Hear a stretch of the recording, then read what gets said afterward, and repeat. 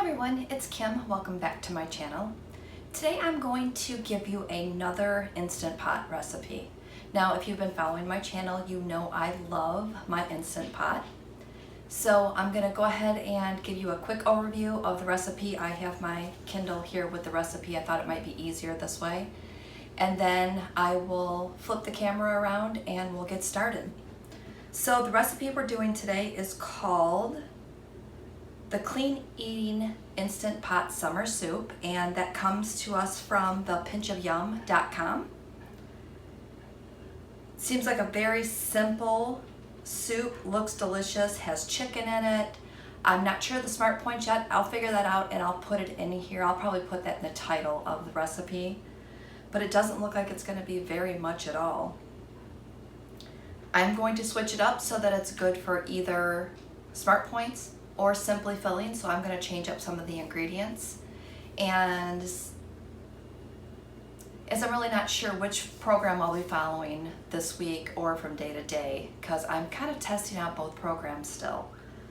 So, calls for 1 pound of chicken breast, a 28-ounce can of crushed tomatoes, 4 carrots peeled and chopped, 2 stalks of celery, and I'll tell you a funny story about the celery in just a second. 3 cloves of garlic, a half cup of either brown rice or small pasta. Now I have about a cup of pasta left. It calls for a half cup for this recipe. I'm gonna go ahead and throw the cup in there because I had a cup of the pasta left over from a previous recipe, and it's just a whole wheat elbow macaroni. I do have a smaller pasta, but I thought this might be good in it, so I'm gonna go ahead and give this a try because you know I never follow a recipe completely. 6 cups of chicken broth, 2 tablespoons of olive oil, 1 teaspoon each of basil and oregano, a half a teaspoon of garlic and onion powder. I think this is going to be good because garlic powder and crushed garlic, yum. 2 teaspoons of salt. It calls for 2 zucchinis cut up in small pieces. I have 1 zucchini and a couple of small yellow squash, so I'm just going to throw all that in there. And then it calls for 2 to 3 cups of fresh sweet corn kernels cut off the cob. I don't have fresh corn on the cob today, so I'm going to use a combination. I don't know if you probably can't see me, but I'm going to use a combination of frozen corn, and then I also had some frozen mixed veggies, so I'm going to throw that in as well. So I'm going to change it up. I'll start talking about what I've done to change it up, and again, I will link the original link of the recipe below in my comments. I don't plan on typing out what I use. I'm just, like I said, I'm making a couple of small variations of the original recipe. So pretty much you can just follow along with that one. So stay tuned and we'll get started. So the first thing we're going to do is we're going to throw in 1 pound of chicken breast. So I had some leftover chicken breast in the freezer.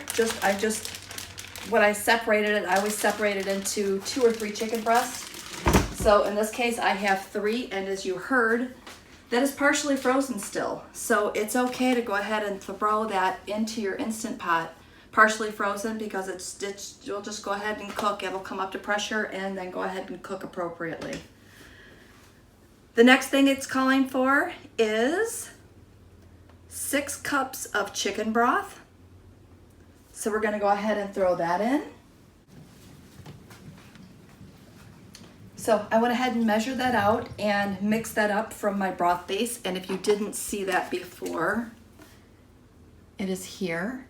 I have used the Better Than Bouillon, but when I ran out last time, they didn't have it. So they had that one instead. So I just went ahead and grabbed that. I would like to find the Better Than Bouillon. I think it tastes a little more like homemade chicken bouillon. So I'll be on the lookout for that. So anyway, enough chit chat. Let's get this recipe going. So I'm just going to go ahead and pour in 6 cups of chicken stock.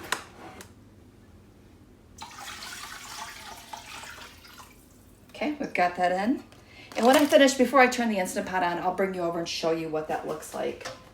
I've done this recipe both ways, not this individual recipe, but I've done that both ways where I've set you over the top of the Instant Pot. And I also show you as I go. Let me know in the comments below what you prefer. I mean, I would rather do what you guys like to see. So let me know, do you want me to show you the Instant Pot itself, or do you want me to show you like this so you can see what's happening behind the scenes on my counter? So the next thing I'm going to add is a 28-ounce can of crushed tomatoes, and I'm just using the Walmart brand. So I'm going to dump that in here. All right, got that in. It's calling for 2 stalks of celery chopped. So here's where my funny story comes in. So for the celery, I had all the ingredients to make this recipe except for the celery. And I thought, wow, I remember I kind of thought I might have put some in the freezer. So I went downstairs and looked in my chest freezer, and I'll insert a picture here.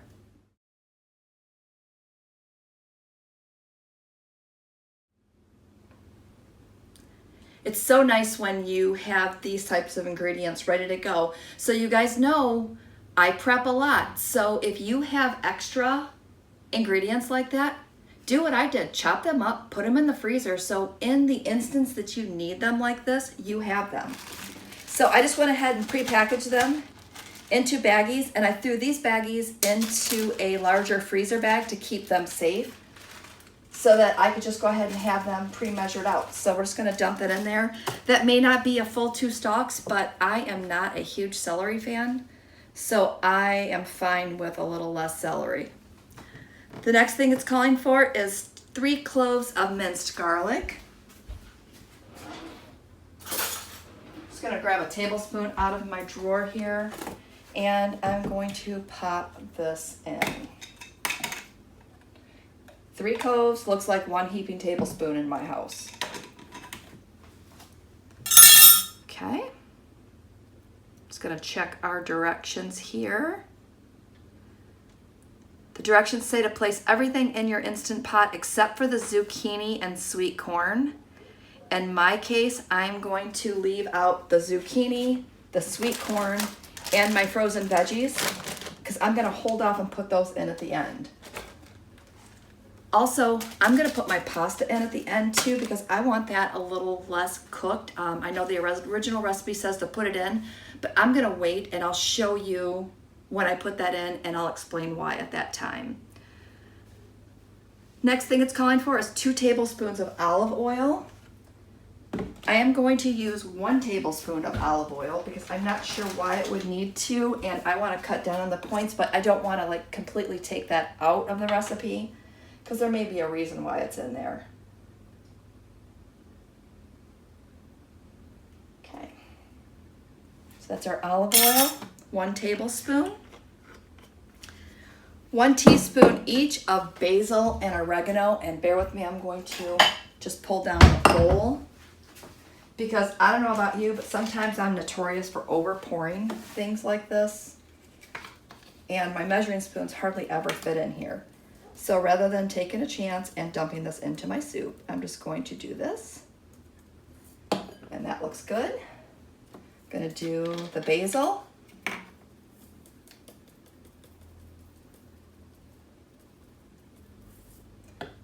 And that looks good. And I'm just gonna throw the leftovers in there. So we're good there.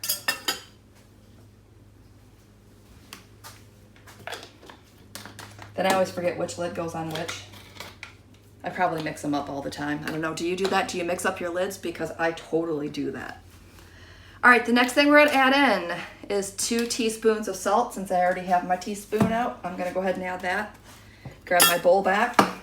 Hopefully you can see that. Yep, you can still see. All right. I always like to try to check, because sometimes I have you out of frame and then I'm talking to myself, or I'm showing you a watermelon rind instead of me actually cutting the watermelon. It's all fun. Apparently I'm gonna measure this one into the bowl and then dump it in. Who knows? I'd have no idea what I'm doing half the time. So 2 teaspoons of salt. Now, if you're trying to cook heart healthy, I know that a friend of mine, Heather, one of my Facebook friends, made this recipe on her channel. She did a Facebook Live. So she did not add the salt on hers because she's trying to cook a little more heart healthy. The next 2 things we're gonna add is a 1/2 teaspoon each of garlic and onion powder. So I think I'm done with my teaspoon. I'm just gonna grab a half a teaspoon one over here.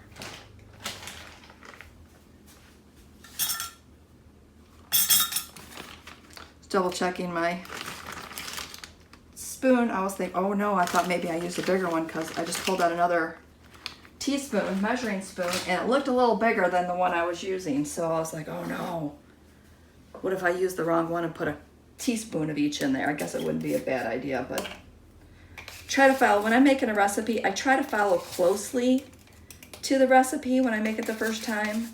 I know today I'm just kind of changing things up a little bit because, again, I'm trying to make this a little more Weight Watcher friendly and trying to make sure that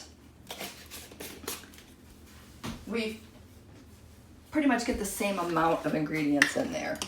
I have a little bit of onion powder left in my old bottle, so I'm going to see if maybe I have a half a teaspoon. I've been using this thing for the last 3 recipes, and I thought I was out, so I went ahead and bought a new one. And for the last 3 recipes, I've still had enough to put in there. It's the funniest thing. All right, we've got that in there. Okay, so that is all the ingredients that we're gonna put in at this time. I'm just gonna do another double check, and I hope that you do this too before you actually stop doing what you're doing to go to the next step. Double checking. All right, I think we have it all in there. Okay, so I'm gonna bring you over. I'm gonna show you what it looks like in my Instant Pot, and then we're gonna put the lid on and get it going.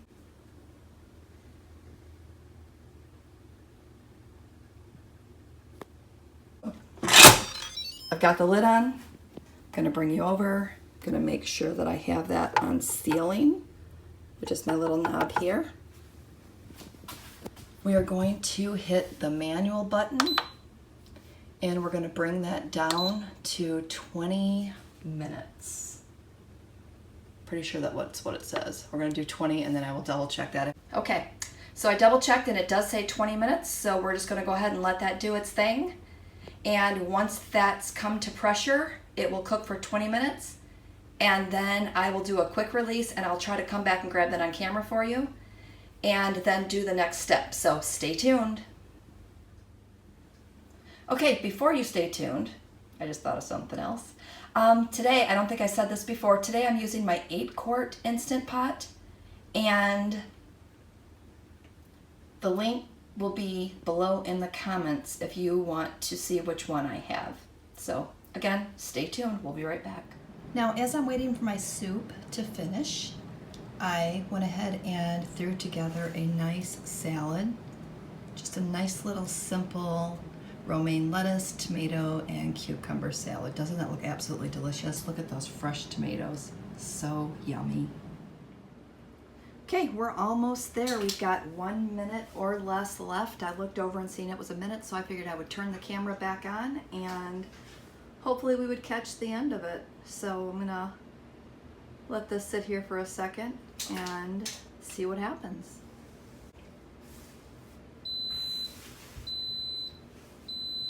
Okay, there we go. I'm gonna turn my Instant Pot around and do a quick release. Now, I'm still, don't laugh. So I still will do my quick release with a knife because, I'll turn it so it doesn't get on my cabinets.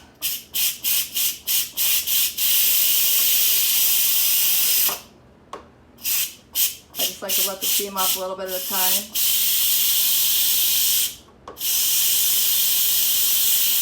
And what we're going to do is we're going to wait. You see this little pin here? We're going to wait for the pin to drop.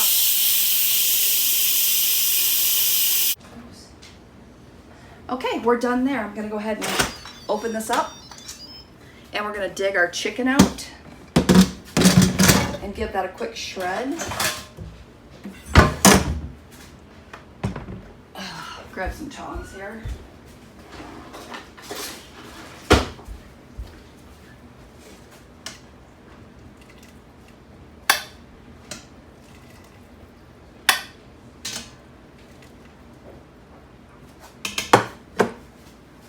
All right, I'm going to pan you back just to show you. I've got that here. And we can hear my dog in the background. So I'm just going to give this a quick little shred. You can see how easy that's pulling apart. Of course, if you do it the right way, it'll pull apart even quicker.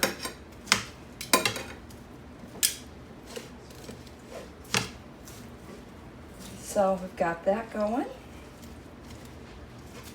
I'm going to dump this back in the pot. Bring it this way, we'll see where you're at. All right, so we're going to go ahead and dump the chicken back into the pot. And then I'm going to add approximately 1 cup of the elbow macaroni.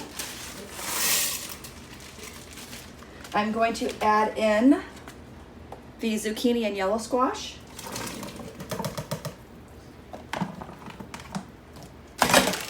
I have that bag of frozen corn. I'm gonna dump that in. And then again, the frozen vegetables that I'm using just as a substitute from what the original recipe was calling for. Just grabbing a spoon really quick. Gonna give that a stir. And then I'm going to hit the cancel button. And we're gonna turn this back on for 5 minutes. So cancel, manual, 5 minutes. I do like my 8-quart because it will, whatever time you put in from the previous time, it always seems to hold that time.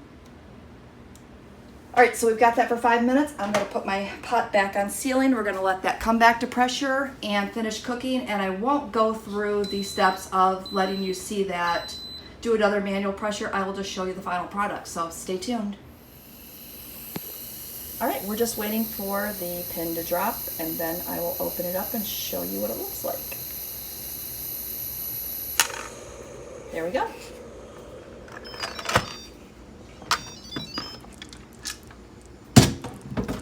Doesn't that look absolutely delicious? I'm telling you right now, if I had smell-o-vision, you guys would be dying because it just smells amazing. All that yummy zucchini in there. Doesn't it look delicious? All right, so I'm gonna stop saying delicious because I think I said that like 12 times. And we're gonna go ahead and wrap this video up. Hope you enjoyed today's video. Hope you give it a try. And with that said, have a great day. Don't forget to subscribe, like, and share this if you think it'll help someone else. Have a great day. We'll see you next time. Bye.